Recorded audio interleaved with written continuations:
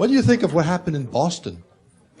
When we were looking for a pressure cooker and 2 teenagers, you know, and then they took over the whole city and shut it down. And to me, that looked a whole lot like martial law.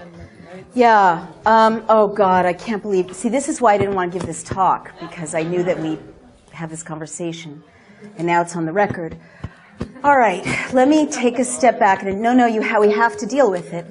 Let me take a step back and a deep breath, because this is a very painful thing to talk about.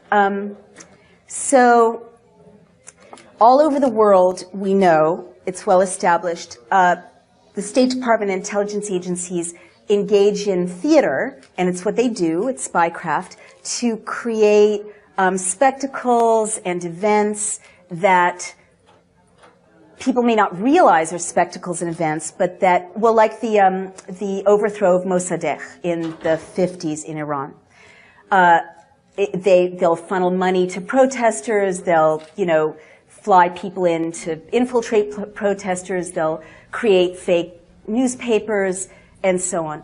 So we know that this happens in countries around the world. I believe that a law has been passed in the United States. I think it's part of the Defense Authorization Act. I need to confirm this. That, now makes it legal to propagandize American citizens. Do we know about that? Yeah, it's true. And is it in the NDAA or is it in something else? Do we know? It's a separate bill. It's a separate bill. And it's been passed. It's now law? Do we know what 2 years ago. Do we know what the name of it is? I don't remember, but I reported on it. Oh, thank you. Will you send me the link? Yeah. Thank you. So what this means is, and as a journalist to say these words, I can't tell you with what a heavy heart I say them, but we've entered an era in which it is not crazy to assess news events to see if they're real or not real. And in the United States as well as overseas. And in fact, it's kind of crazy not to.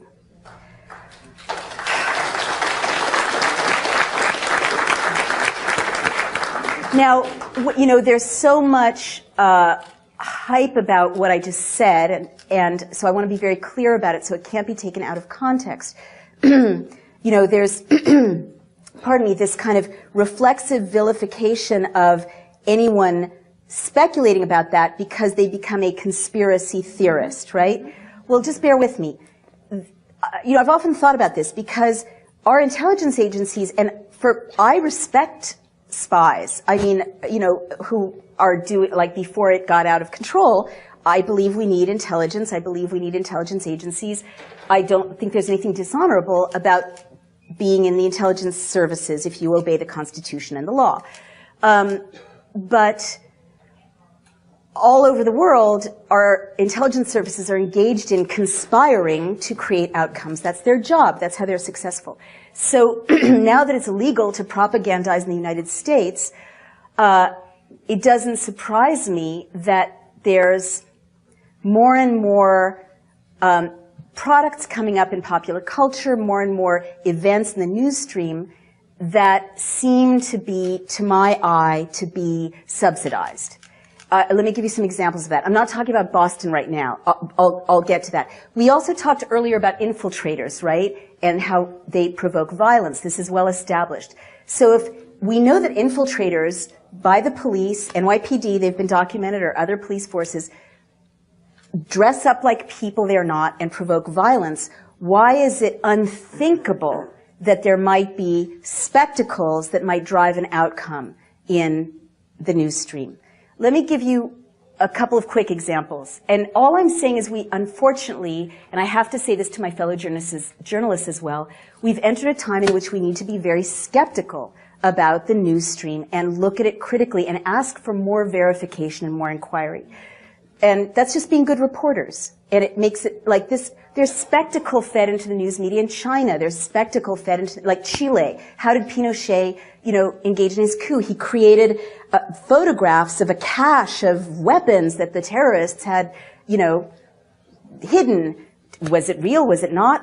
Most historians think it wasn't. I mean, this is like not unusual, in the process of creating a closed society. So if laws have made it legal to assassinate American citizens and legal to propagandize them, why should it be crazy or weird to think that might be for a reason, right?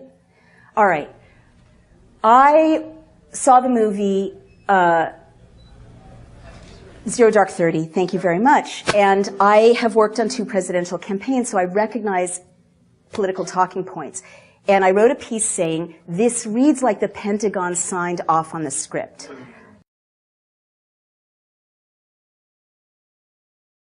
Because there were like chunks of political talking points identifiable to anyone who's worked in Washington, right? And you don't come up with those if you're a writer writing a screenplay. And everyone was very upset. It was very controversial and scandalous. But in fact, belatedly, a news story came out saying that in fact the Pentagon had, I think, subsidized some of it, but had certainly consulted directly on the script. And I see more and more TV shows about the CIA and more TV shows about spies and gigantic blockbusters in which surveillance is normalized and gigantic blockbusters in which people are tortured to get them to talk in a way that might exonerate people who actually tortured people to get them to talk in Guantanamo. And there's all this money being pumped into these unaccountable, terrorism fighting things. And now there's no law preventing that money from going through front organizations right into popular culture. So that's of interest to me. And so another thing I want to say, and there's so many people waiting to ask a question, but I just need to say this, is I'm skeptical of certain news events that seem more theatrical than the norm.